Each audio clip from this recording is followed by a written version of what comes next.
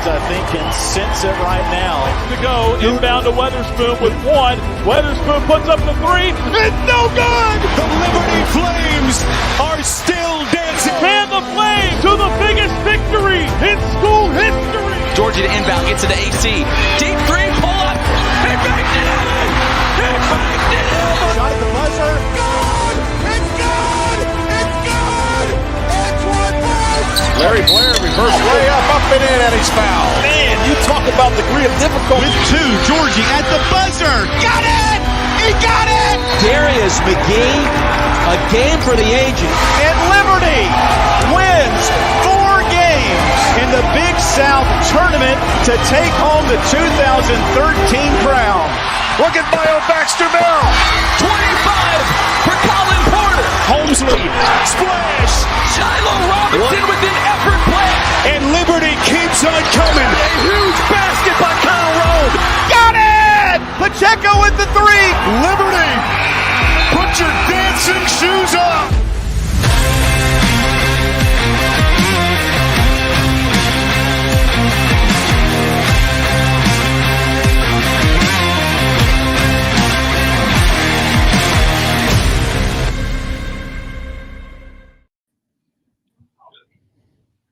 Well, hey, what's going on? Welcome to the AC of Red podcast. Nick Kirby, Chad Hasson, John Manson joining you tonight talking about some Liberty hoops. The doctor, Will Matthews, he's serving the Lord in the Bahamas, as they say. I'm sure just grinding right now as we speak, but we're happy to have Chad joining us. And Chad, I know Will's not here. Will is a big connoisseur of the Ironclad coffee, but I believe that you can fill that void. Tell us about Ironclad coffee. What roast have you been burning lately? What's going on? Yeah, so my dad got me an espresso maker for Christmas. So I asked Ryan O'Rourke, the owner of Ironclad, what is like the best espresso bean and to make Americano, and he sent me the bare knuckle espresso. So I have bare knuckle espresso, a monthly repeat. It's just so good. Like it just is full of flavor. And I love it because I know it's Flames friendly coffee, and we're supporting a good guy who supports a lot of, he advertises with us. He advertises with Liberty. He's contributing. He's a monthly member for the collective. He supports all the tailgates. So I love drinking every morning. I think about the O'Rourke family and all they do to help and support. So I feel like I'm giving a little bit back. Most delicious coffee I've ever had. Will never go back. Unfortunately, this is just water tonight because if I have a bare knuckle espresso at 8:30, I will be awake until about midnight or later. So I love it.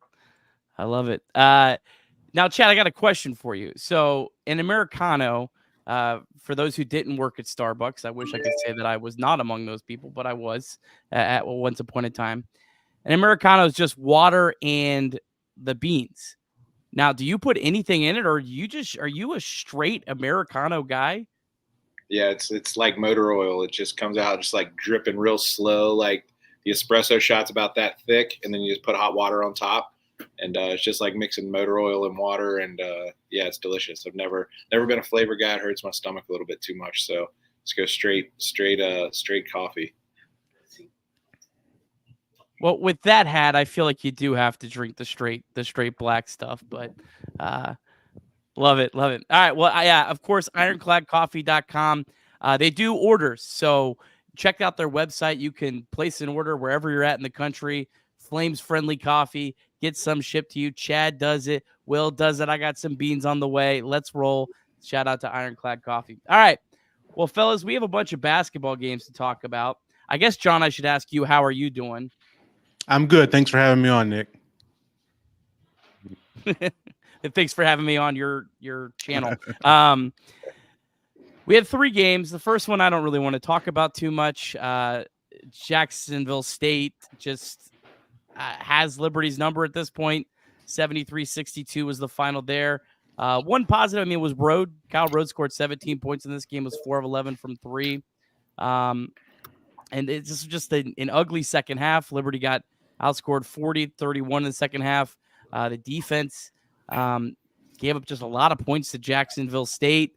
John, is this just like, do we just wash our hands? This is a bad matchup. Do we if you see them in the Conference USA tournament, you're like, uh-oh, no chance they could beat us 3 times. Like, where are you at on this? I don't know. I've been thinking about that this week, and I've had some people say this is the team we do not want to see in the CUSA tournament. But I think back to, was it our last year in the Big South where we lost to, I think it was Campbell twice in the regular season, and then we just so happened to draw that team, the Campbell Fighting Camels, in the first round of the Big South tournament, beat them, then went on to beat UNC Asheville on UNCA's home floor in the semifinals. So is it a bad matchup? Was it just 2 weird nights? I don't know. I hope we don't have to find out. I think there's other teams we match up with better than Jack State does. They also seem to apparently have our number, but this game, playing them on the road, again, we've talked about it a lot, but it's tough to win on the road. It's tough to win on the road in conference play, and the most difficult league to win on the road so far this season is Conference USA by a wide margin, with roughly 80% of all games being won by the team playing at home in conference games. So you kind of throw this one out. I think the one back, when we played Jack State at home, that was, one we might regret a little bit. But let's not play Jack State in Alabama here in the tournament, and that's another thing too. They'll also be close to home, so it'll be interesting. Chad, this game, you have any thoughts on this just Jack State matchup?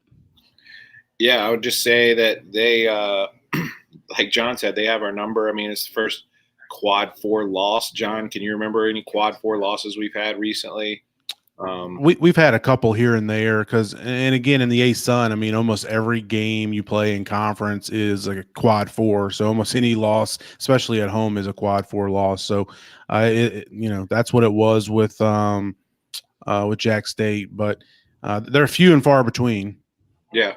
So just, I mean, Kyle Rhodes started his shooting slump and went 4 for whatever it was up there on the screen, 4 for 12. And so, tough night. That was probably the most sickening regular season loss I've experienced in a long time. But, regular season, and, we'll be ready. I kind of hope we do play them in the tournament. It's hard to beat a good team 3 times in a row. And but, yeah, it's not a great matchup, apparently. Yeah. Moving right along. Next game was New Mexico State Liberty, another overtime loss. 79-73. Zach Cleveland, if you're watching, I had to put him into like 2 lines. First time I've ever done this on the history of this podcast, just because the stat line's just unbelievable. 23 points, 8 rebounds, 7 assists, 3 steals, 2 blocks, and most impressively in this game, and he was carried into the next game as well, 11 for 13 from the free throw line, which was just so great to see, because he's going to be the guy getting the most free throws. Obviously, 2 stories of this game. Number 1, Liberty led by 7 midway through the second half, couldn't close the deal. Storyline number 2, probably the bigger one nationally. Shiloh Robinson got a cheap shot, suffered a broken jaw. I mean, this is one of these games where you lose in overtime on the road to a team that had been dominant at home, and you had a player get knocked out of the game, literally knocked out of the game. It's hard to make much of this game. Is that kind of where you're at, John? Yeah, I mean, it was kind of a weird game. It just, had a weird vibe after, Shiloh got hit there midway through the first half. It just felt like the game was on edge. Like, the refs were calling things tight. And especially there in the second half, I was like, man, these, because then you had that one little, bout where Aaron Schreiner and one of the New Mexico State players got teed up as you went into the locker room. So you knew with, 3 technical or flagrant fouls in the first half, one in which a guy got ejected and another one in which, he threw a punch.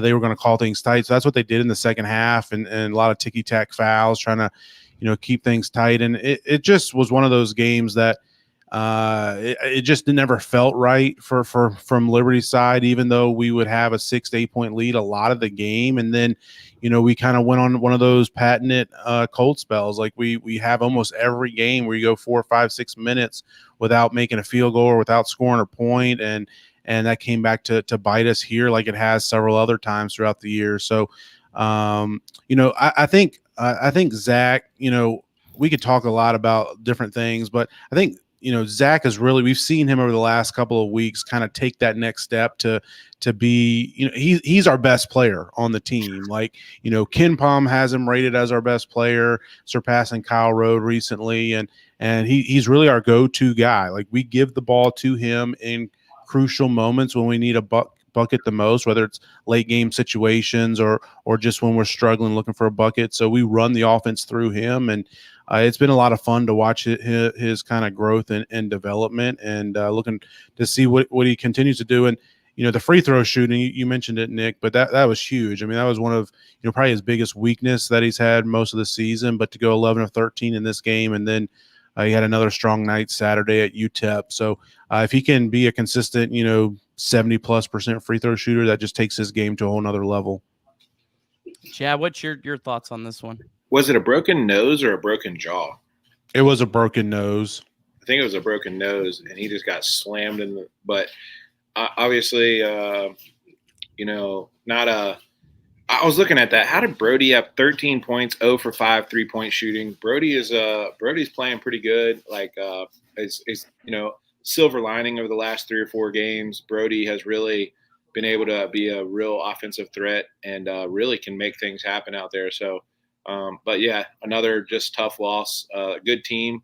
Let me say, we'll talk about Conference USA in a little bit, but yeah, nothing about that game really sticks out other than Kyle continued to we missed 3-pointers. We missed 3-pointers, and we take a lot of those. We don't take very many mid-range. We take a lot of threes. When you're missing a lot of threes, it's tough. But Zach had a great game, and Brody was a little bit more assertive offensively without the 3-point shot falling. That's the 2 things I noticed.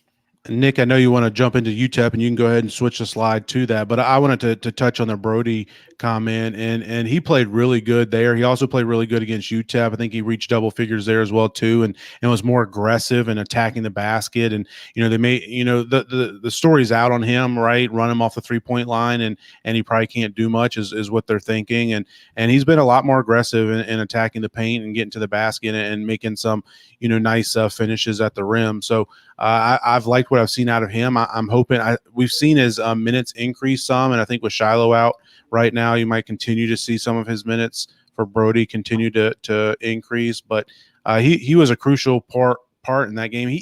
And we might forget, but late in that New Mexico State game, we were down by 2 in the last 20 seconds, I think it was, and it was Brody who hit the game-tying shot that eventually sent the game into overtime. So, and he had that shot right against Western Kentucky that he didn't make from the corner that would have won that game. So, Brody's a key piece. I think a lot of times, it's easy for us to forget him.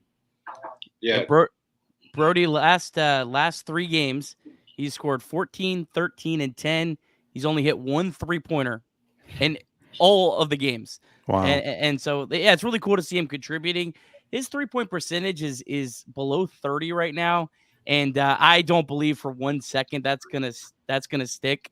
I think he's probably the best 3-point shooter on the team. I mean, this guy that was well over 40% back-to-back years. So for him to be scoring without hitting the threes, when the threes start falling, I think he's really going to be a big weapon, and it's cool to see him really kind of sliding into this role. But real quick, before we get to Zach Cleveland, who's ready to go, this UTEP game, man, this was just one of these, felt like got it off your shoulders. I honestly don't feel like Liberty necessarily played as well as some of the losses. I thought they played a lot better against Louisiana Tech. I thought they played better against New Mexico State for most of the game. UTEP missed a lot of free throws in this game, but this is life in Conference USA. Like, some days the ball is going to bounce your way. Some days it's not. This one, it did bounce Liberty's way, but it was just such a nice win to kind of reset and hopefully come back home for a lot of home games we'll talk about in a bit with some momentum. No, I agree with you, Nick, and I kind of had that feeling going into that game Saturday night. Not that we were going to win. I knew we had a shot. I think we have a good shot to win every game in Conference USA play, regardless of who we're playing and regardless of where the game is played. But and you tweeted out some of it, Nick, about the shot quality stats and where we could be in our record. But we've just had kind of unfortunate bounces at unfortunate times through the first half of conference play, and you got to think at some point in time over the course of a 16-game conference season that that's going to level out some, and hopefully we saw the beginning of that Saturday at UTEP. Chad? I was just going to say Kyle Road only scored 1 point, and the team still got a road win, first road win in Conference USA history, as you pointed out there. One other thing I'm going to note about those 2 road games, the arenas and the opposing fans, everything just felt more big league. I'm used to like, hey, we're going on a road trip down to Alabama or Florida, and we're playing in high school gyms. This felt awesome. It felt good cutting on the TV, seeing that. I'll ask Zach about that here in a minute. All right, let's have a quick 30-second word from Experience Leesburg. We'll be right back with Conference USA Player of the Week, Zach Cleveland. It's real Florida. It's old Florida, and it's close to all of the Central Florida attractions. Crystal clear natural springs in one of the largest chain of lakes. The beautiful lakefront city of Leesburg offers the best in outdoor adventures, fishing, and quaint shops and restaurants on historic downtown Main Street. Come visit and see how welcoming a hometown city feels. Experience Leesburg, the way Florida is meant to be.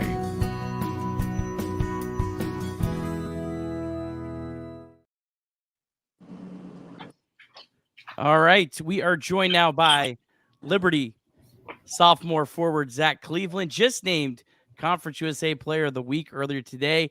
First off, Zach, we've all saw how well you played all year. How cool was it to finally get that real recognition? I mean, it's cool. You can't lie about that. Obviously, you don't play for that and you don't compete for that, but like it's nice and a fun thing to mark down on the checklist. Nice coming off a win, right? Right, exactly. John? Zach, so take us back to that New Mexico State game, and it was a tight game, like seems like all these games are in conference play, and obviously Shiloh goes down to injury, that their player gets kicked out of the game, and all that. What was the team like, especially like in the locker room at halftime, and what were you guys thinking about? Was it hard to focus on the game? I mean, yeah, you had a game you wanted to go out and win, but you also had a teammate, a brother over here that just got injured and is in some pain, I'm sure, at that point in time. Oh, it was tough. It was kind of like, it was a weird feeling, we were kind of sick to our stomachs, knowing what, like, if you guys know Shiloh, he's the most kind, caring guy, like wholesome guy, and like just a guy like that to happen to him.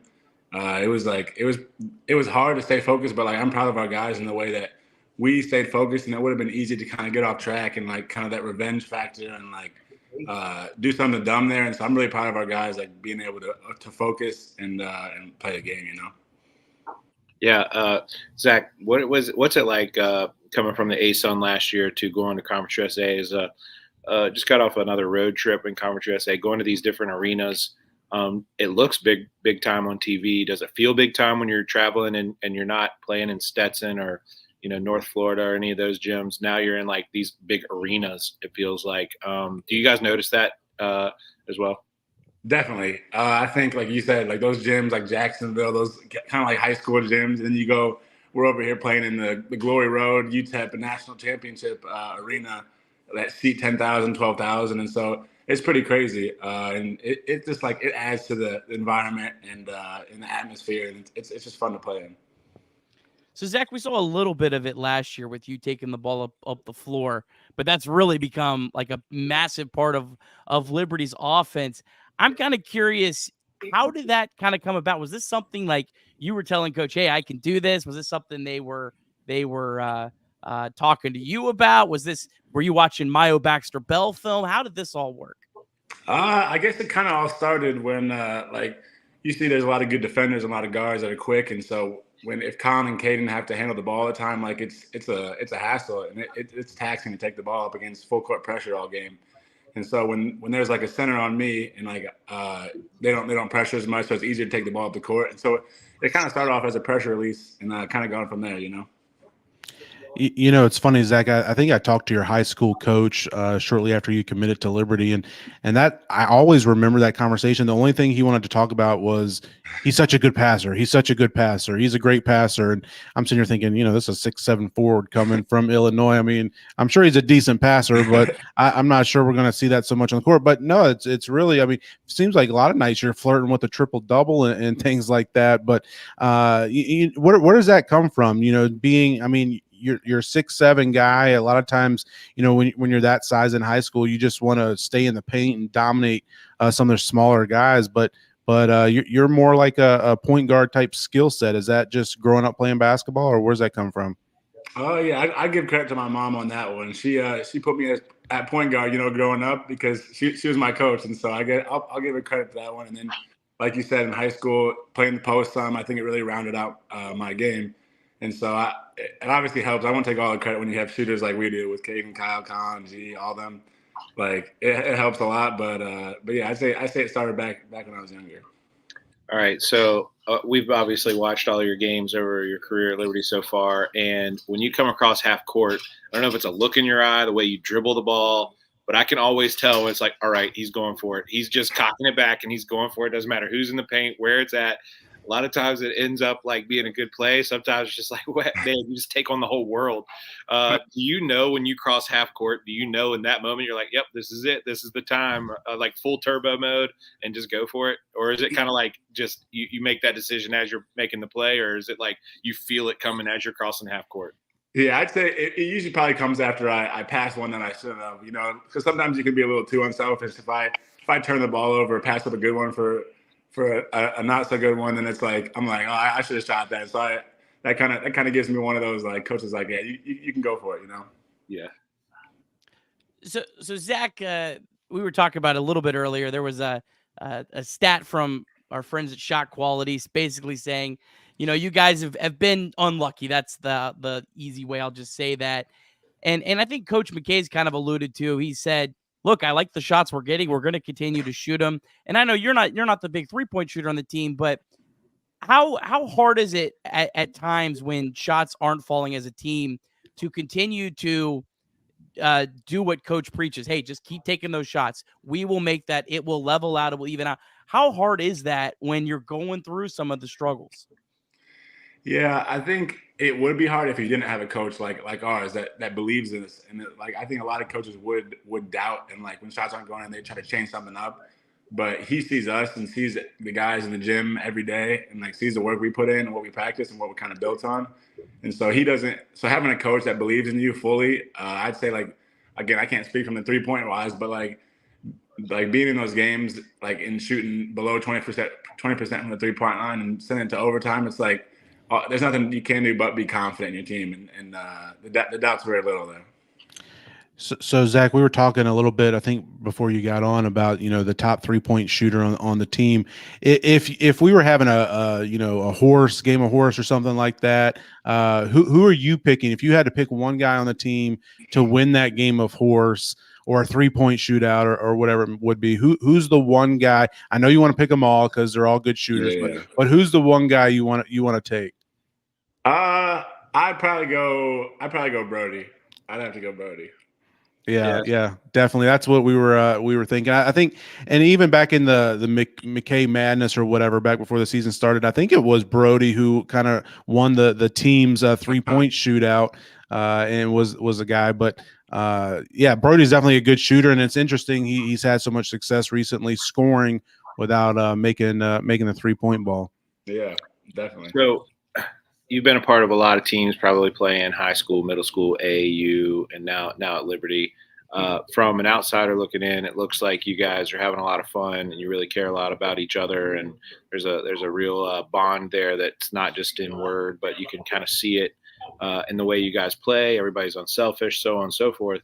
What is that like from your perspective? How much more fun does that make your experience playing basketball? How much more, when you win and when you lose, kind of having everybody to bounce that off of? Is it as genuine as it appears? Yeah, Coach McKay always has a saying, like, you're either a good teammate and fully invested, or you're not. And I think we have guys that are just all in, and it's like it really starts off the court. because I think it's easy to, like, you can tell when a team has a lot of talented guys and they go out and just play, you know. But I think it, like you guys said, like from the outside view, you can kind of tell that we have like a genuine care for each other off the court. And it's like when guys care just as much as they do about someone off the court, and like it's not like a transaction-based relationship of like what you do on the court. It's like it's so easy to play in freedom and like have joy when you play. All right, so Zach, last question for me, and then I'll give these guys each one last one. So game against Jacksonville State, you go 0 for 6 from the free throw line. Next two games, you respond 11 for 13 and then 6 for 9 against UTEP. How big was that just for you? Maybe for I'm not. You seem like a confident guy, but you know, just to have those two really good games, is that something you feel like you can really, you know, build on the rest of the season on? Yeah, for sure. It obviously felt good, and it's like it's not something that I went 0 for 6 and just sat in the gym for 2 days straight and shot free throws. I've been obviously working on them since the beginning of the season, and so you don't always reap what you sow right away. And so I think it was like it's obviously easy to get like doubt, and after that game, you know, not seeing one going, I don't think I've ever done that in my life, you know. But just like having those two games really, it's a nice pat on the back for the hard work and just to continue that.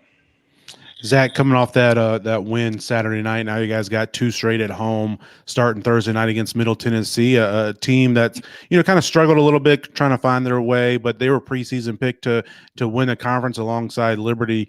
You know, how important are these next 2 games, and how much fun is it to play at home and to be back at Liberty Arena? Yeah, we're really excited. I mean, it was a long road trip, some long flights, and being back in front of the fans, like, as you can tell, as the conference record at home, I mean, it makes a big difference. And like having the Liberty fans there, it's just a big difference. So we're have these next couple games at home. So you don't get much time off, but you're in the throes of a conference season. You know, we're starting February. We're creeping towards March, and the season's coming to a close. We're right in the middle of it. My question is, during your free time right now, what is it that you're doing to relax, to have fun? Are you still hanging out with your teammates? Are you trying to just do some schoolwork? What is your main thing you're doing right now, a couple hours a day that you have to yourself right in the middle of these grinding seasons? I won't lie, my relaxing thing is video games, and that's usually with some of the teammates. And we tell coach that we're team bonding when we're on video games. So what's the game you like? Call of Duty. Oh, okay. Yes, sir. Awesome. Well, Zach, congrats again on Conference USA Player of the Week. Very well deserved. Probably overdue at this point, but we'll be looking forward to Thursday night and these final 8 regular season games for you. Thank you. Thanks for having me. Absolutely. All right, we're gonna have a quick word from Jason Porter Real Estate, and then we'll be right back with our guy Paul Nazigan. Well, hey, everybody. My name is Jason Porter. I'm with Legacy Realty and Development, and it's been a great partnership here with Sea of Red lately. I was with Liberty Athletics as the Associate Athletic Director for Sports Medicine, so took care of all of the healthcare needs and coordinated that with a fantastic staff at Liberty in the athletic department, of course, for about 5 or 6 years, and then moved into real estate full-time and with Legacy Realty and Development. And it's just been a great pleasure to continue to stay connected with my Liberty University family and the athletics family as well. Been enjoying serving them. A lot of the graduate assistants and some of the staff that I hired has come back now and has been using me for residential services, which I really appreciate. But certainly do residential real estate as far as buying and selling of homes, of course. And then also we have a strong commercial presence as well. So commercial real estate, obviously a very, very different animal than is residential. But whether it's buying and selling commercial properties or just the leasing of properties, we can help with that as well. So it's been a great opportunity to service our commercial clients as well. And then certainly on the investment front too, a number of folks who have discovered the power of passive income through real estate and investing in real estate with rental properties or fix and flips, those kind of things. And so great joy to serve my clients in that capacity as well. The other thing that I would add too is just a very, very full Rolodex at this point of contractors and subs and just different professional contacts that I've made through the years. So if I can ever provide any of those folks to you and all of a sudden you need a plumber or an electrician or a contractor to build your deck, whatever, I'd certainly be glad to give you access to that Rolodex and those references as well. Because a lot of times it's not exactly who you know. It's who you know that knows how to do the job well. And so I would be glad to provide those services for you as well. So love Flames Nation, love taking care of my Liberty family. And if there's ever anything I can do for you, my contact information is all right here on the screen. And I would love to be a service to you and yours. Thanks so much.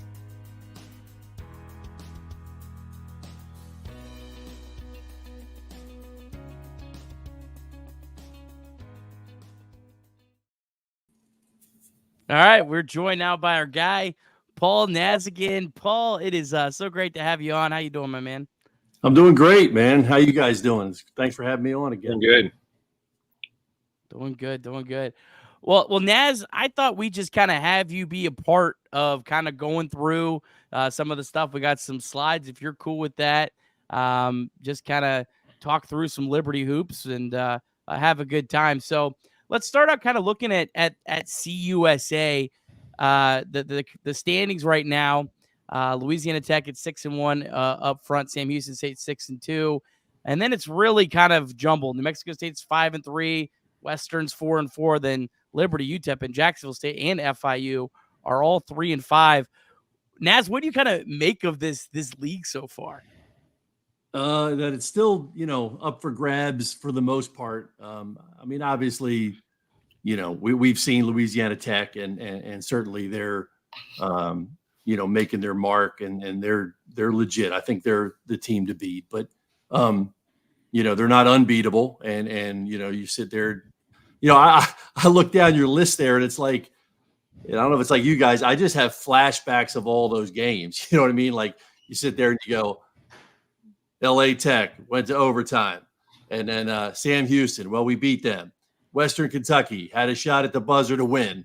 And you just start going down the list and you're like, we're sitting there at 3-5, but I guess I'm frustratingly optimistic, it's like, it's the ones that got away, but you're sitting there going, we're still like right there. And, you're talking about a possession or two and you look at some of those games that we won, but you still know, going down to FIU is going to be tough. And, we were just out west and saw those two teams. So, we pretty much, with the exception of Middle, who comes in Thursday night, we got a glimpse of who everybody is.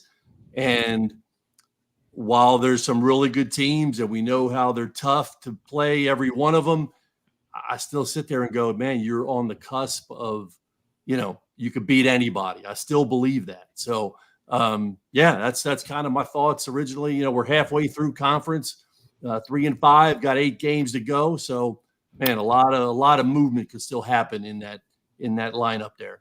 Yeah, Nick, I wanted to, while you flash those up, what stands out to me about those standings and those rankings is Middle Tennessee was preseason number 1. That shows the parity in this league, or how much we didn't know about the league before it started, or how good the teams in are the league. Man, Middle Tennessee being preseason number 1 now at the bottom of conference rankings and bottom of net in Conference USA goes to show you that these are some good teams. And just like Paul said, we're right there with the top of the league. We're right there with the bottom of the league. There's not much that separates Louisiana Tech and Middle Tennessee other than a few points here and there and a few road wins. I mean, honestly, John's been putting out the stats of how good home teams have been in Conference USA. So it's really, to me, this is the most parity I've seen in a league from top to bottom ever. I mean, really, you don't have any easy guaranteed wins like you did in Big South and ASUN.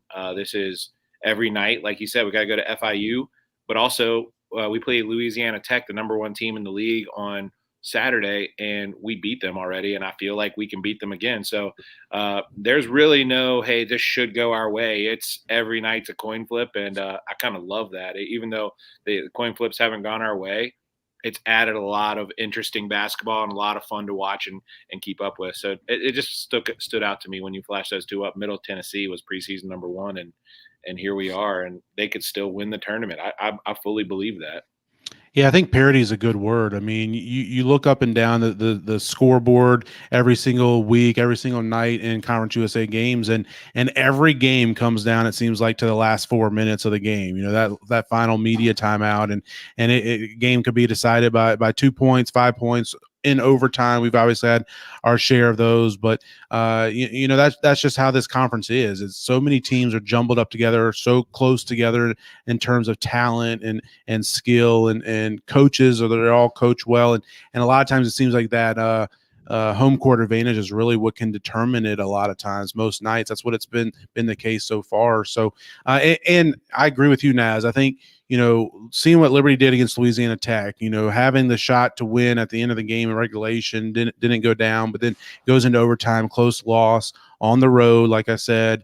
And then again, Sam Houston, the second place team in the league, and Liberty kind of, I don't want to say dominates, that's probably too strong a word, but controlled that game pretty much from start to finish, won it comfortably, by double digits. And so we know that Liberty is right there, can beat anybody on any given night, can also lose most of those games as well too. So you can say the same thing for a lot of these teams. I do think I kind of agree with you. What you said too is Louisiana Tech's kind of taking a step ahead of everybody else. Doesn't mean, again, piggybacking off what you said, Naz, but doesn't mean they can't be beat. They obviously can. And but I mean, for them to go down to FIU and pick up a win on the road by 40, that's impressive. That really got my attention.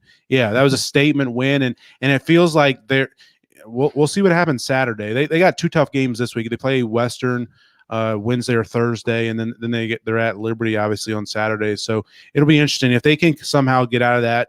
This week 2-0, then they've certainly separated themselves from the rest. But I expect there's a few more losses on their resume before the regular season's over with.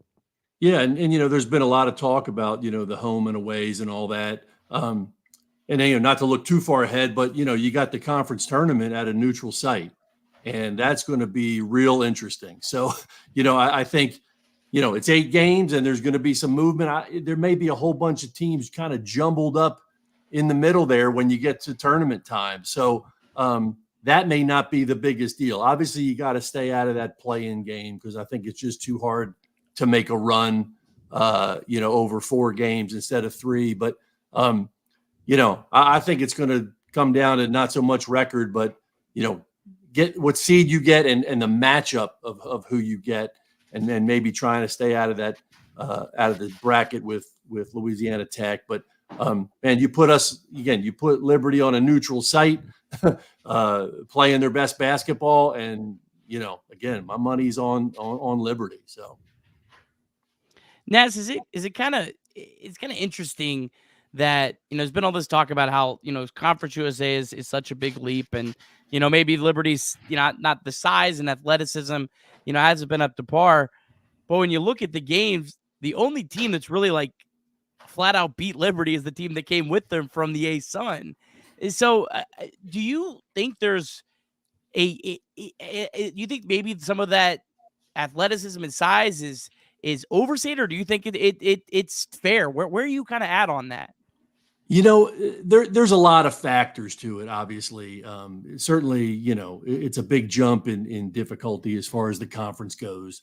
And, you're adding, there's great players and coaches, and the portal is alive and well, and NIL is, throw that in the mix. But what I do is like, and it's going to, I don't know if it's obvious, but it's like I watch Virginia all the time, and for obvious reasons. It's like, obviously in state, but you're at the ACC conference. It's the best conference in the country, and obviously Richie's ties to UVA. It's like UVA plays Duke and Carolina and Clemson, and it's like they have a style of play and a style of defense as well as offense that is very similar to what we do, obviously. But my point is, they're successful year after year, and they don't go, guys, how are we going to compete against Carolina and Duke? We don't have the athleticism. Like, look out there. You gotta, it's a very specific skill set, and obviously there's there's guys for different roles. And yes, Tony Bennett, you're trying to get the best players you can get, but there's a similar thing. Like, he has to find guys that fit his system. And that's what Richie does. That's what Richie has to do.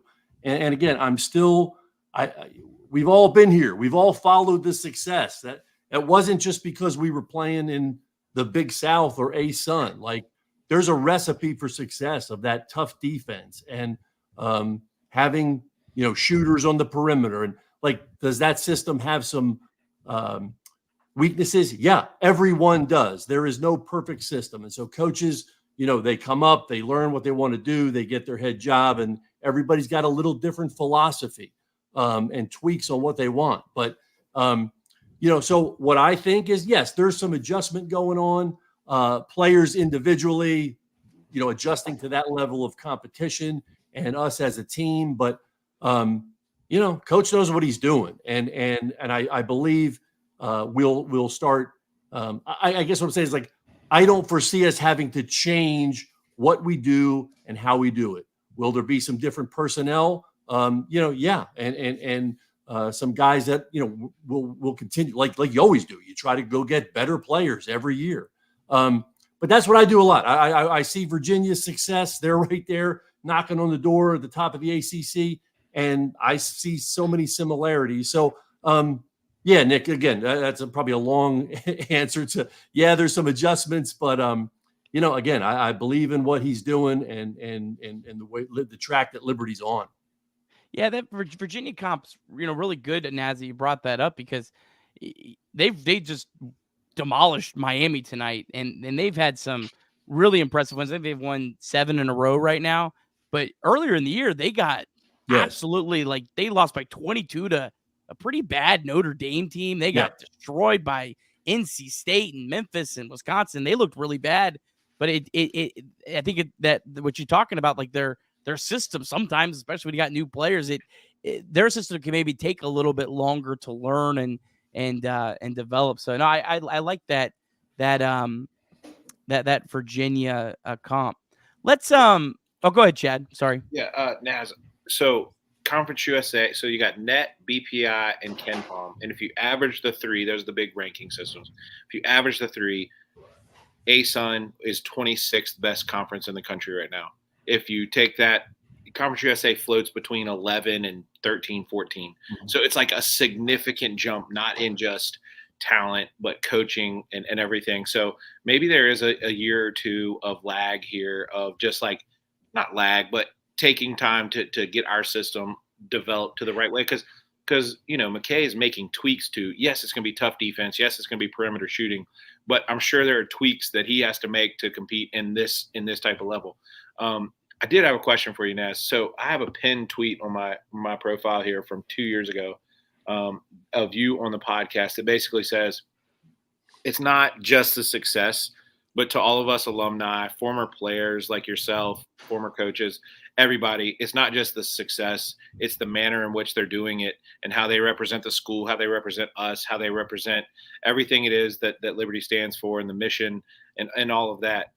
That's really easy to say when we're just winning like 3 out of 4. My question is, does that still stand right now when we're middle of the pack? Are you still on to, hey, let's try to have success, but the manner in which they do it is just as important, if not more important, to you as a fan right now? Oh, absolutely. Absolutely. And I remember that. And again, I think, and I've said this before too, like, I was, an assistant there at LU for a number of years. And like, I remember, like, it adds another layer of difficulty into an unbelievably difficult job, and that's recruiting. Like it's all encompassing. It's all the time. It's year round, no matter what dead periods they say there is. You're constantly finding kids, building relationships, talking to coaches, watching film, making calls, writing letters, texting guys. It never ends. And that's everywhere you go, okay? So then that's everybody. Go find the best players. Some of these programs, guys, like all they want to do is find the best players. They couldn't care less who the guys are. They don't worry about their character. What can you do on the court? Can you score? I don't care how you live. I don't care what you believe in. Don't care if you're going to graduate. So it's like we're out there competing with all those guys. You got to go get great players.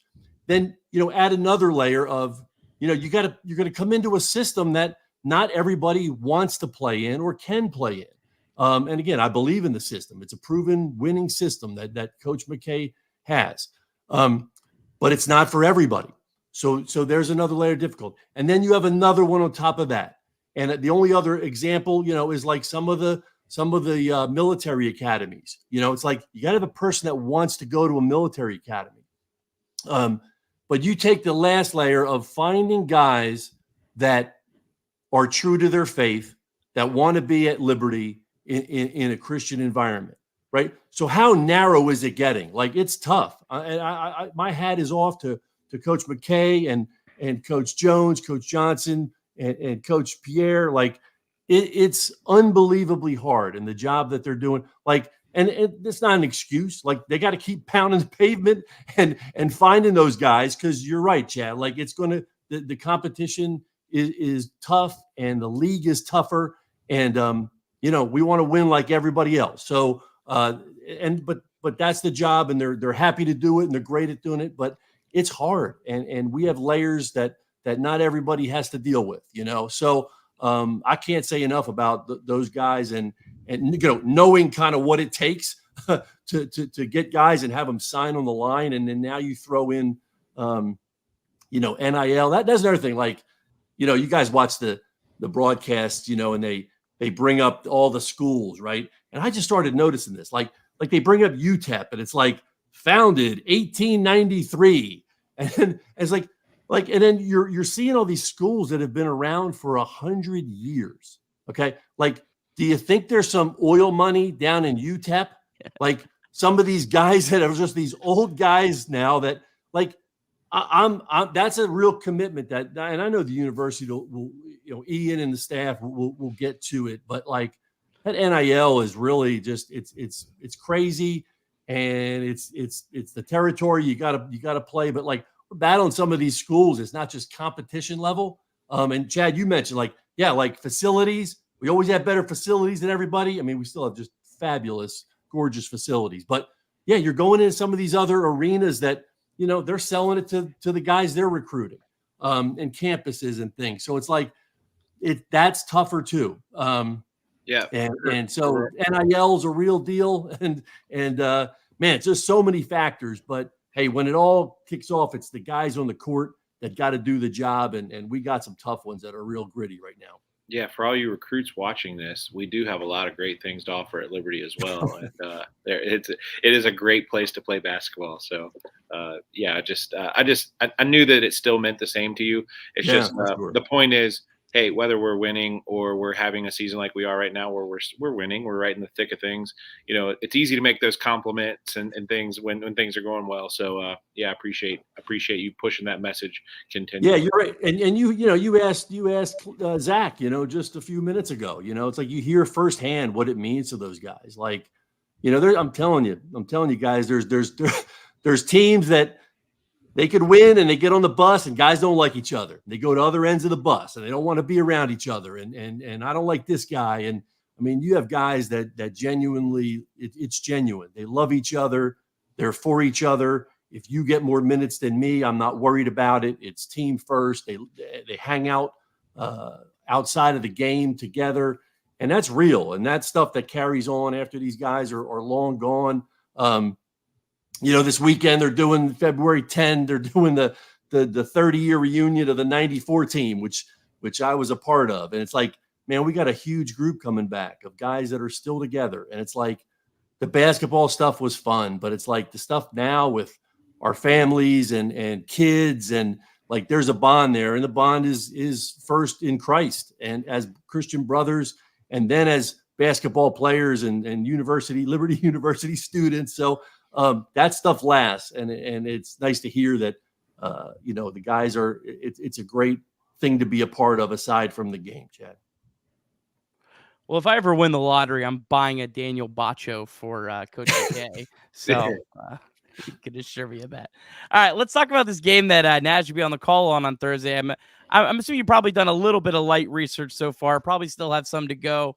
Obviously, we're familiar with Middle Tennessee's coach McDermott. I believe last time Richie got the best of him in the Big South tournament. But this is a team that they lost preseason all-conference player Cameron Weston to a season-ending ACL injury. That really, I think, kind of derailed them.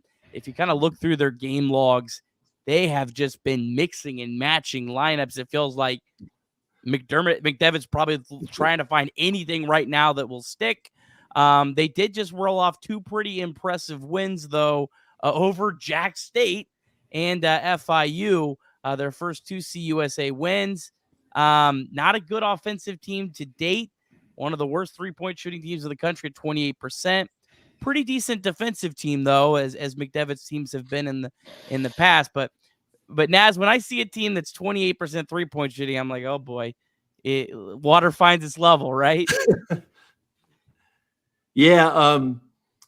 Yeah. One thing, again, you lose a great player, and yeah, I mean, Coach McDevitt's trying to, piece it together, and that's tough. But yeah, he always has his teams play hard, and I've seen them a couple times as I was sort of preparing for their opponent because we were playing them first. But yeah, watched them a little bit, and it's just, it's one of these things that, like, when they look good in those couple wins, I mean, they've got pieces. They've not been consistent with that, and it's just one of these things where,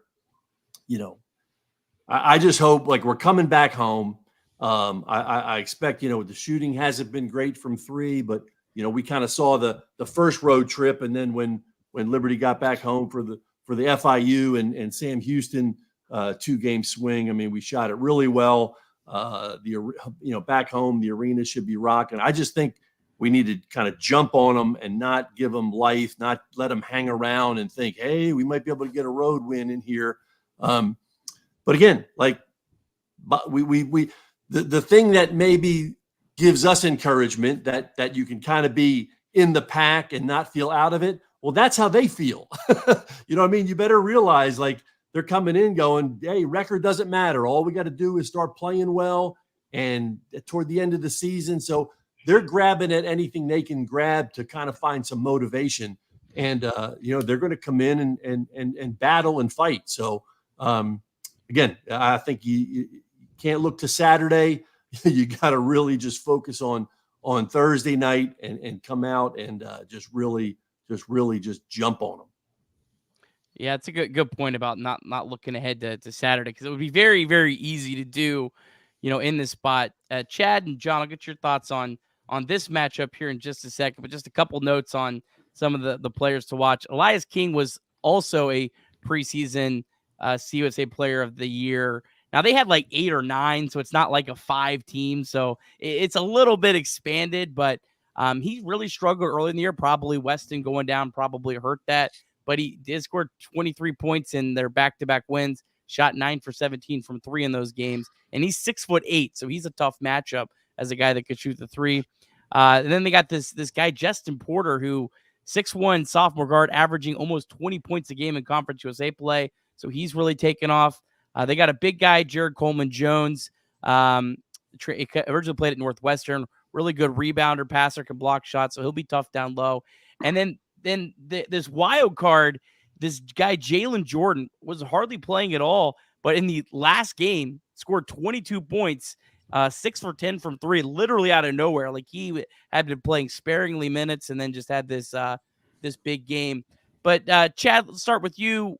This is one, like, I don't think there's anything like a must win because everyone gets in the Conference USA tournament and there's no seeding. But this is one you feel like you really need to win, right? Yeah, I'm going to yield my time to John on this one. I've had a lot of conversations with John and about what we can do and what we can't do when the remaining 7 games and what Middle Tennessee State yields. And John's got some good takes on this, so I yield my time. Well, I wanted to first start off. I've been sitting on the Nick McDevitt stuff. I mean, if we remember back, I know all of us were Liberty fans back when Liberty and UNCA were tangoing in the Big South under McDevitt. The last part of what, those 5 or 6 years he was leading them. McDevitt's 10-2 against Liberty. So I mean, he's got a good track record against Liberty. UNC Asheville was probably, you could say, in those 5 years, the last 5 years Liberty was in that league, you could arguably say they were the best, most consistent team over those 5 years when he was at the head coach. I think they had one NCAA tournament appearance, and Liberty knocked them off, like I said earlier, in that conference semifinal game when Liberty ended up going on and lost to Radford with the Carlik Jones shot. I slept a lot better if you didn't tell us that stat tonight. Well, anyways, he's a good coach. And, when I saw that they were preseason picked to win the league alongside Liberty, I was thinking, man, this guy kind of, was a thorn in our side there for a few years when McKay came back here. But yeah, I mean, I think, to get back to Chad's point, what he was talking about was, if we get to 9-7 in league play, like, we're going to be a top 4 seed in the Conference USA tournament, maybe top 3.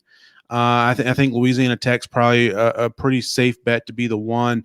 Sam Houston's going to be tough to catch them for the 2. But if you can get to 9-7, you're in a good spot. You probably feel good about yourself because we're sitting at 3-5 now, so that means you go 6-2 down the stretch. If you go 6-2 in the last half of this schedule, you got to feel really good because you're pretty much going to be taking care of business at home and have to get another 1 or 2 wins on the road. Which the schedule, and Nick, I'm sure you can flash it up there on the screen, but the schedule gets a lot better for us. Well, there you go. Final projected standings has us at 3rd at 9-7. So, but again, it's not going to be easy to do that. Every night is difficult. So you got to take care of business at home, and that starts Thursday night against Middle Tennessee. And then, I'm really interested. I don't want to look ahead, but I know we're not going to have another podcast before then, but I'm really looking forward to that Saturday night game. Hopefully Liberty takes care of business. I'm not overlooking them.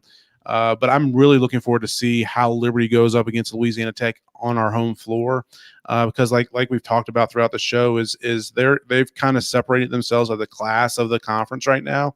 And if Liberty can get these 2 wins this week, which is a big if, you feel really good. You build that confidence as you go into the last half of the conference play, and feel like when you go down into Huntsville in March that you can beat anybody in the conference, and you have beaten anybody except for Jack State, but you have beaten anybody in the conference. So I'm really looking forward to these 2 games, and like you were talking about, Nick, we have to win Thursday night. Again, you hate to say it's a must win, but just one of those games. You're playing a team that's in the bottom of the standings. You're at home. You need a win. With that losing record in conference play, you just need to take care of business and get it done. And then if you do that, I'm really looking forward to and intrigued by that game Saturday night, which will be on ESPNU, by the way. Yeah, Naz, you made a comment earlier, like at this point, yes, you want to finish as high as you can, but you throw the records out. It's all about momentum.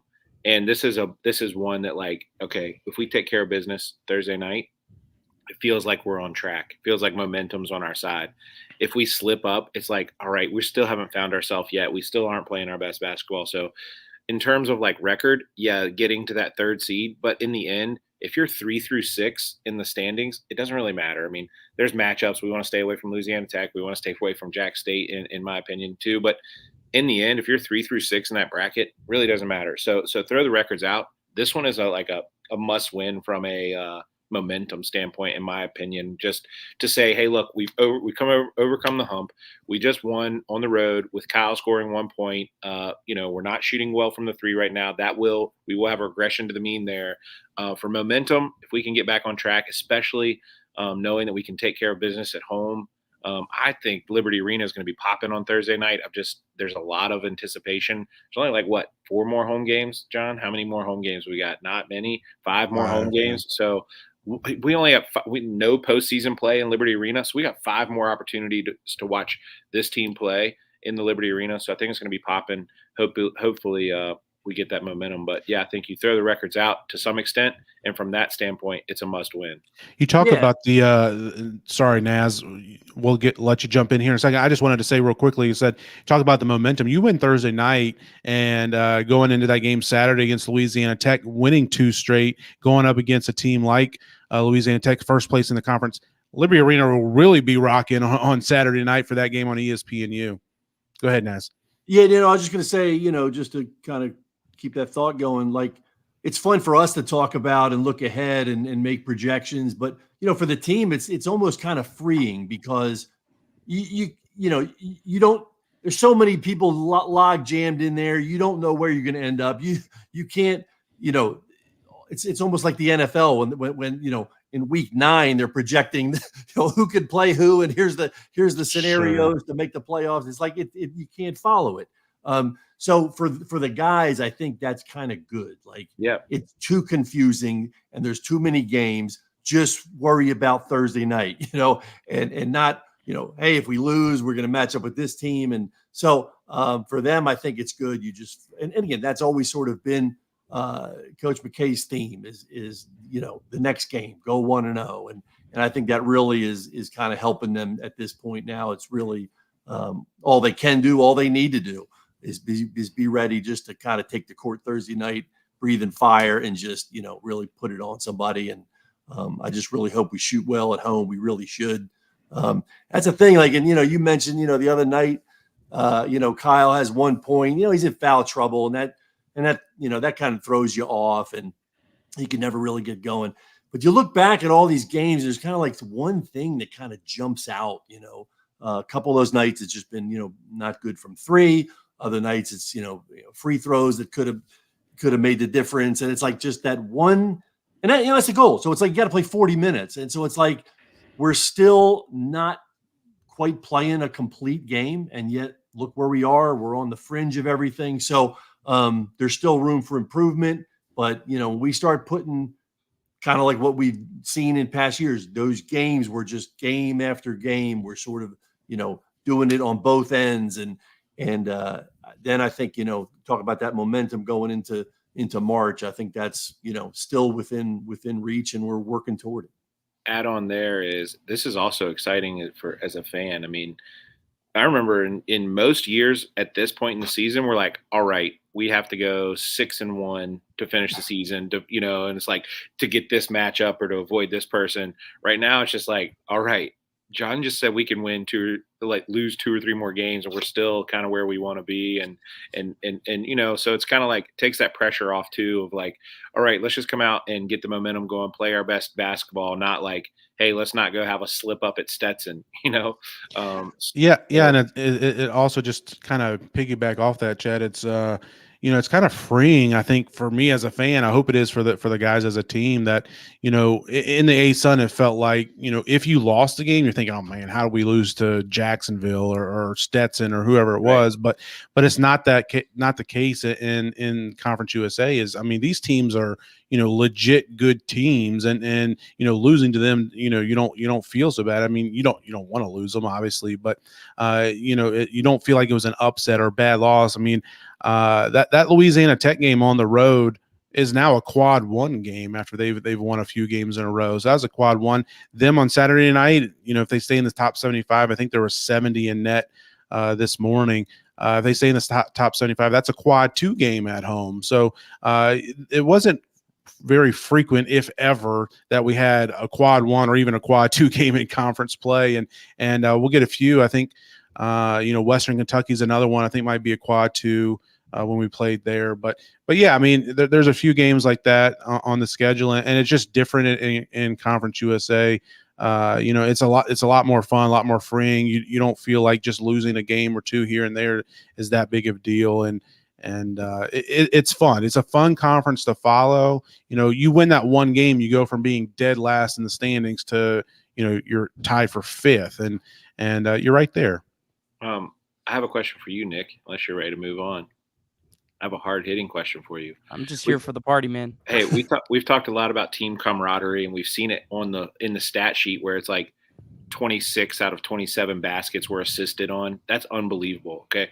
My question to you and John and Naz is, how much of that team camaraderie where they like each other, they enjoy being around each other, they do have that good culture, how much in the win column, how much, there's no stat for that, but does it make a difference in the win column when push comes to shove, tournament time maybe, or on road games? Is there an element to, hey, this camaraderie gives us a better chance to win? I think football had the shirts that said culture wins, and we spend a lot of time on this show in particular talking about KenPom ratings and stats and all that. Those are all very valuable, and you can kind of, but my question to you is should we have a stat that talks about like, okay, if we're dead even with a team statistically, is there that leap that the culture can take? And is that something that's kind of overplayed right now in college basketball, or is that a legit thing? I mean, I think you do see there's definitely something with teams that have like grown old together and that have played together long. Like there's quantitative data that suggests that teams that have played longer to have more success. So in that term, I think the assist, I think we talk about that a lot. I think that's a good indicator of, how well a team plays together. I think something we haven't talked about, and I'm guilty of it too. It was something I really had gone under the radar until I noticed it a couple of days ago, is Liberty's top 50 in turnover rate offensively. And that's really impressive for the level of competition that they're playing and some of these teams, because like some of the teams that Liberty's been playing in CUSA are really, really good at forcing turnovers. And remember 2 years ago, that was the single biggest problem with that team. And for this team to be that good, that's one of the things that really encourages me the most, because like the biggest problem right now on Liberty, if you're looking through the stats on the offensive side, is 3-point percentage. And I don't believe for a second that's going to, like, they're 151st. There is no way this team's 151st in 3-point percentage. So getting back to it, I think that might play something with a camaraderie. And I think Zach Cleveland as well has a big part of that as well, because he's a big body taking the ball up the floor. Pretty hard to steal the ball away from Zach Cleveland if he's, focused and locked in, right? So I think he also kind of maybe goes hand in hand with that a little bit. John, Naz, camaraderie, is it a boost in the win or win column? Well, I don't know if it translates to wins, but I'll tell you what it translates to is like what happens to a team after a loss. Yeah. And like you look at that game at New Mexico State, right? I mean, dude punches Shiloh in the face, and it was a, chippy game, and it goes to overtime and you lose. I mean, stuff like that can, guys can be like, we're out here in, the middle of nowhere. It's like other teams would have packed it in Saturday night. Like you would not have gotten the guts and grit that you got Saturday night if you don't have a team that believes and loves each other. Like you turn around after that and come back out and face a really strong team. So it's like that in those tough moments, when a team can, not, splinter in a locker room or not give effort because I don't like the guy or I really don't love the guy that's in the locker room with me. I think that's where it shows up. Great point. Being able to respond through the tough times. And that's what you see with this team. So yeah. And then Nick, just your point on the turnovers. Yeah. I mean, that's huge. Like, FIU and the other night, UTEP, two of the top in the nation at forcing turnovers, and neither game, it bothered us, which I've always sort of, again, the style of our bigs being able to help break a press and bring the ball up and get into offense is really big. So yeah, again, you kind of look at what it might take, and all the pieces are there. And I'm with you, Nick. Like the shooting's going to come around. It just is. And again, I think that's kind of what we saw. Like helped us in those two home games, and I really do fully expect to see it Thursday night. Yeah, no, Naz, I kind of agree with what you're saying there. That was a really good point you made about, you really see that team camaraderie and love for one another after the losses, and talking about packing in, like Saturday night, if you go, it brought me back when you were talking about it to the second half in that game. And again, put yourself back to where Liberty was coming off 2 straight losses on the road, what all that transpired in the New Mexico State game. Liberty was 0-4 at the time, I think, in conference play on the road, and really struggling to find themselves. And then, they lost the lead in the second half to New Mexico State.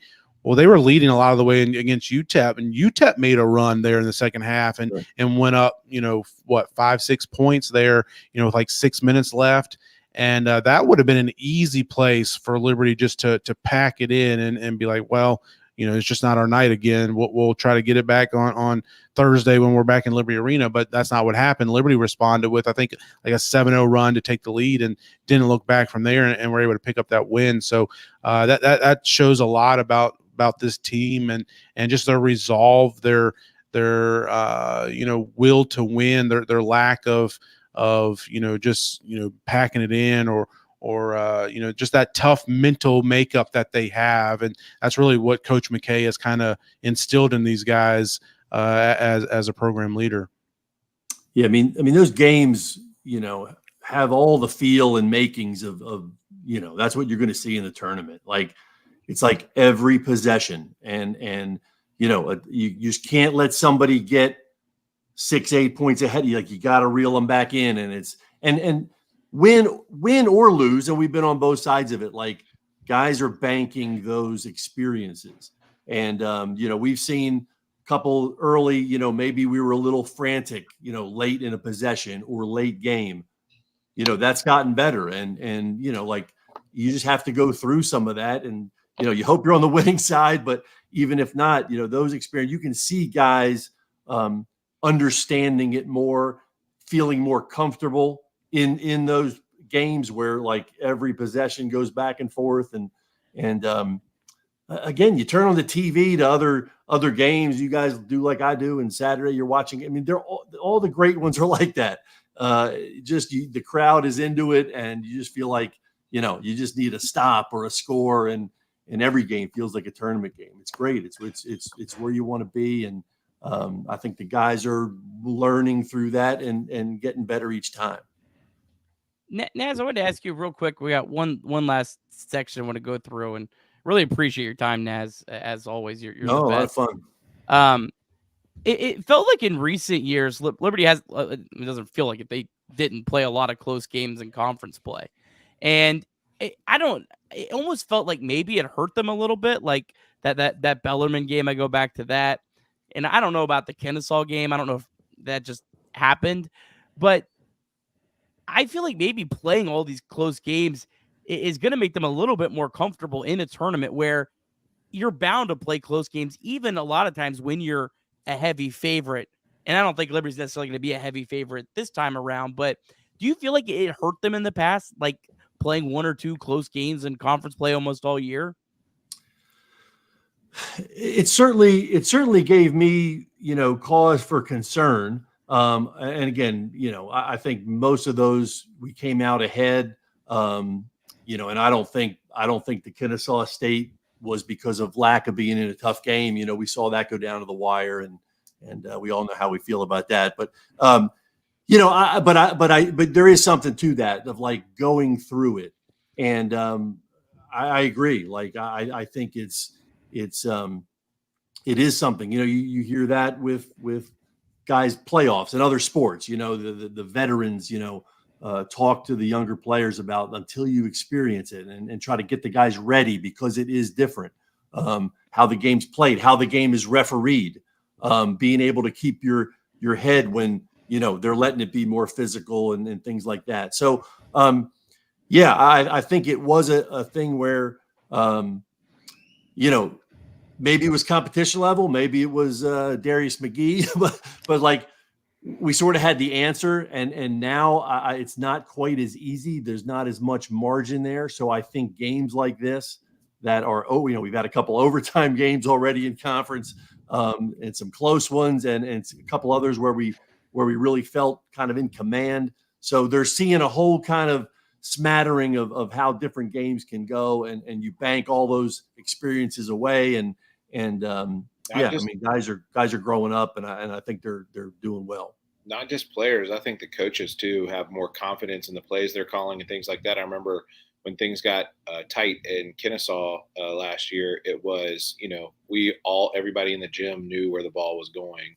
And I think that with this year's team, we've had the opportunity to try a few different things. Some of them worked. Some of them we got a good look and just didn't make it. Some of them we didn't get a good look, so we'll probably scratch that one next time we get into a close game. So not only do the players bank that away, but these coaches, Coach McKay in the end and Coach DJ are going to be more confident in their end of game play calls. Like, hey, in this moment, we know we can get an open shot for X in the corner if we run this play, and they will have real game experience. So yeah, certainly goes all the way around and gives them more confidence. Not just like, hey, we have to go ISO here with Darius because that's our go-to. So I think it gives the coaches more confidence too. The other thing is going into the conference tournament here in another month or so. It's going to be a really different feel for Liberty this year. I mean, what was it? The last probably 3 seasons, maybe even more than that, going back, 4 seasons probably now, that Liberty was the heavy favorite in the conference tournament. Maybe Kennesaw last year, maybe not as much, but Liberty was a heavy favorite. And I can remember being in some of those games and, it might be a tied game at half or up by 2 or whatever. And you're thinking, oh man, you are in the quarterfinals against the 8 seed and thinking, man, we can't possibly lose this one. And, you really kind of felt like you were playing not to lose rather than going out and playing to win, where this year's going to be completely different. Nobody, I'm sure there will be people that pick Liberty to win the tournament, but they're not going to be the overwhelming favorite to win the tournament. Louisiana Tech will be. It'll be on a neutral floor. You won't have to be playing at home, and you can get tight in those games. I mean, if you look up and know you're a 15-point favorite or whatever it is in the quarterfinal round against, Jacksonville or whoever it is, and that could, and then it's a 2-point game at halftime, that can play into your psyche, but it's not going to be like that in this conference tournament, regardless of who you're playing, regardless of what your seed is. We've seen how this conference has played out throughout the course of the first half of the season. I'm sure the second half will be much the same, especially when you're on a neutral floor. You can throw the seeds out. It doesn't really matter what seed you are.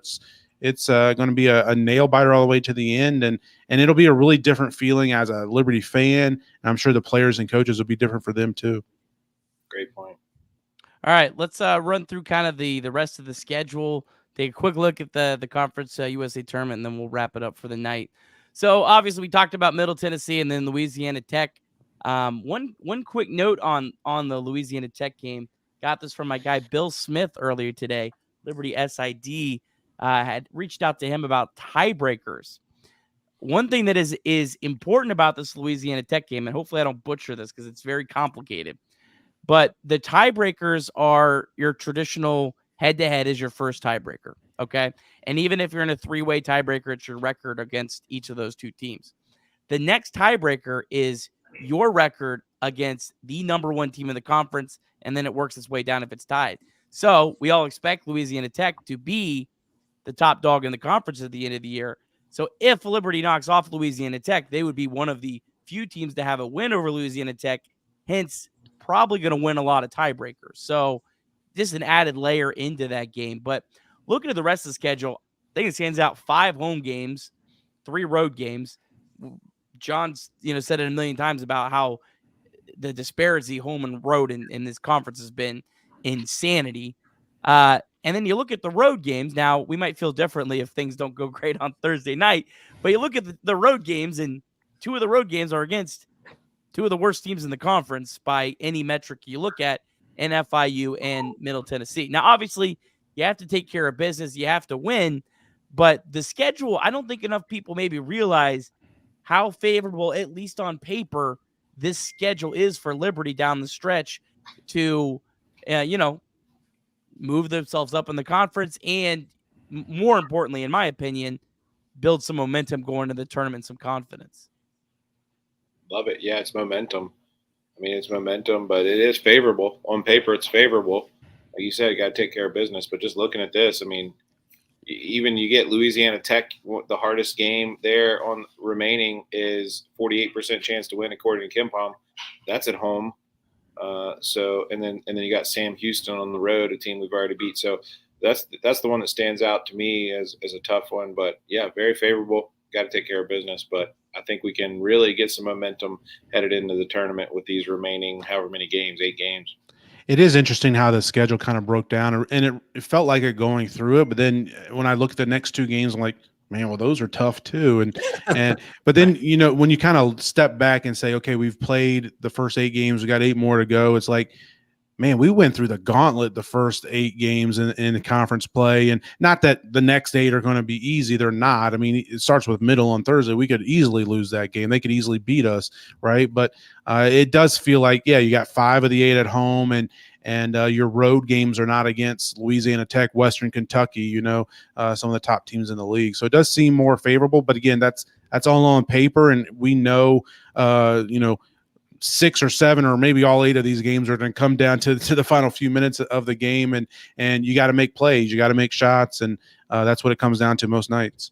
I don't think we're going 7-1. Sorry, Ken Palm. And if we do, that would be amazing. But that's hold on. They're not. He doesn't predict that. He's technically predicting that we would be what 6 and 2. Just because they're predicting wins doesn't mean that's the record. Because the way Ken Palm's projecting it is they're going to lose one of those other games that they're projected to win. Because like we talked about going into this, me and John and Will talked about Liberty was favored in all 3 of the games on the road on this road trip, but they were not favored to go 3-0. Now they ended up going 1-2, but they were supposed to go 2-1 because it was like a 60% chance, a 60% chance, and a 60% chance. And if you have 3 60% chances, that's not 3 wins. You're going to lose one of those. That really, I'm really going too far down the. Yeah, you're going deep into the numbers. That's good. Even 6-2, I would take it. Thank you, Ken Palm. Yeah, I was just looking at that, and when they talk about the NCAA tournament and everybody starts making their brackets, they always talk about who's playing well, and they look at kind of their last 3 games, and so I kind of looked at our last 3 there when you had them up there, and I kind of like that. So like whatever happens the next couple of weeks, like you feel like you want to be playing well going into the Conference USA tournament, and so we got 2 at home, and the away game is going to Middle, who right now is sort of at the bottom of the league.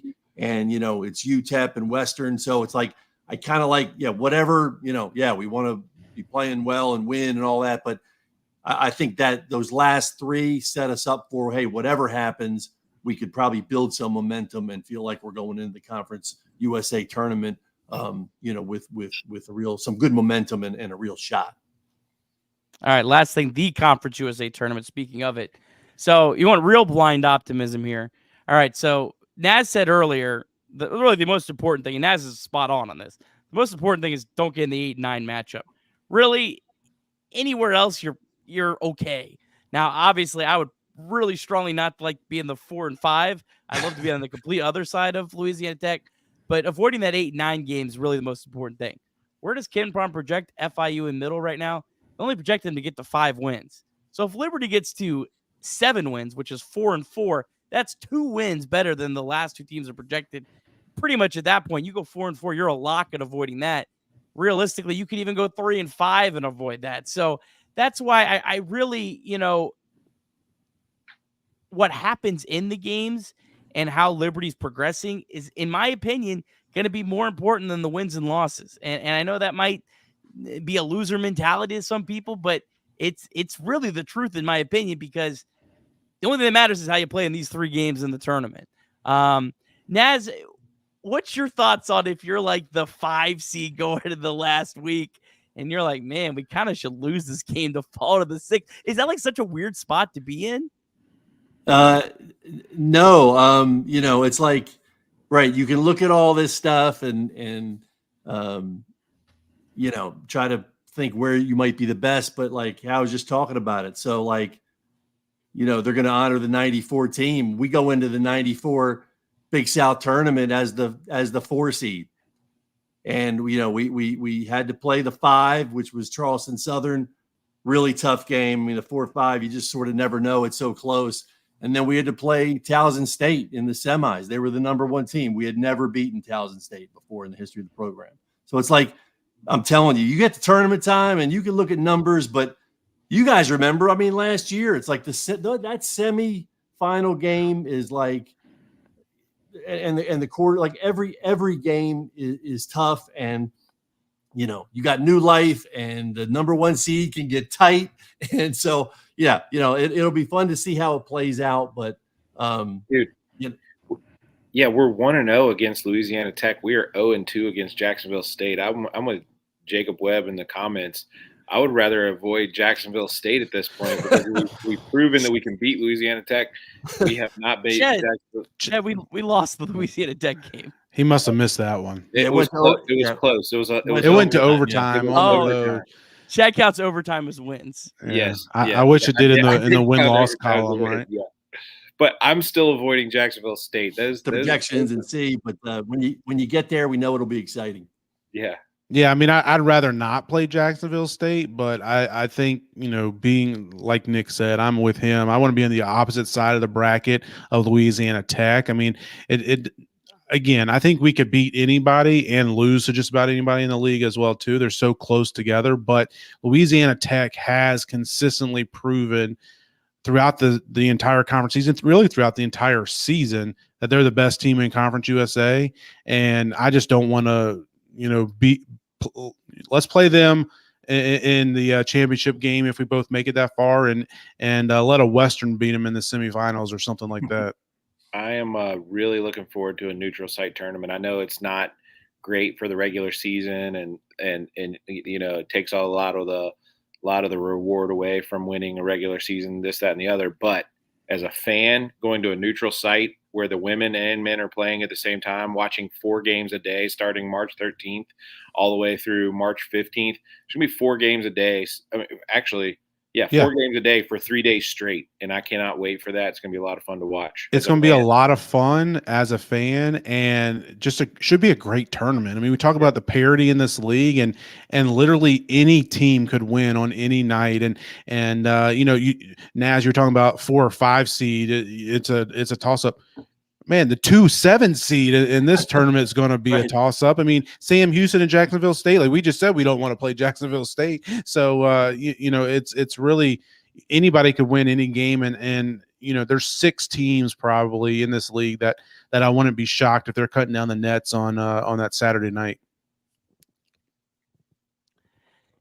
Yeah, Louisiana Tech's the team to avoid at all costs. I mean, this is a team that is where are they at? I just lost it. 66th in Ken Palm. They are 34th in the country in defensive efficiency. So they're approaching like almost that Lipscomb 2019 level. Like they're that good. They're the only team that I feel like if Liberty plays really well, they could still beat Liberty. Liberty plays really well. I think they're going to beat any of these other teams. Even Jack State. So that's why, to me, I say avoid them at all costs. But it'll be fun. This is going to really fluctuate week to week, so we'll keep track of it. But yeah, any final thoughts, fellas? A lot of fun. It was really a lot of fun to talk Liberty basketball. Thanks, Nick, for doing this all season. You've been killing it. Thanks, Naz, for coming on, and John for jumping in. I miss talking this stuff, but I've loved watching and keeping up. So appreciate all you're doing, Nick. Thank you. John, any final thoughts? Yeah, no, I'm really looking forward to it. If you're in the Lynchburg area, come on out and support the guys. There's only, like Chad said earlier, 5 home games left on the season. You don't have any conference tournament games to save your night out for. So come on out and watch them. Should be some good basketball Thursday night and Saturday night as well against the current number 1 team in the conference. Should be a lot of fun. And I'm really looking forward to, hopefully, when you lose, it's always tough, but hopefully the fans can stay behind this team and losing a game here and there, it's not the end of the world. It all comes down to those 3 games in March, which, hopefully we get 3 games, but it'll be a lot of fun, and it starts Thursday night. Naz, any final thoughts from you? Yeah, I mean, just a thank you again to you guys for the invite. Anytime, I'm happy to come on with you guys. I mean, and all you guys, work hard for Liberty basketball, and we're happy to do it. I mean, you guys take time out of your lives and do the podcast and articles and I guess I would just echo the sentiment. Like it's not easy, but we're in this position because of the success of the program, and we're moving up, and it's a little uncomfortable, and there's some growing pains. But man, Flames Nation, just stay with the guys. They need it. They need a packed house. They don't need to be reading ridiculous tweets, and we'll just leave it at that. It's like just stay with them. I mean, they're kids that are working their tails off outside of school. The hours they're putting in, they're working so hard, and they want it as much. They want it more. They want it more than we do, and so we got to just keep that in perspective and support them all the way through.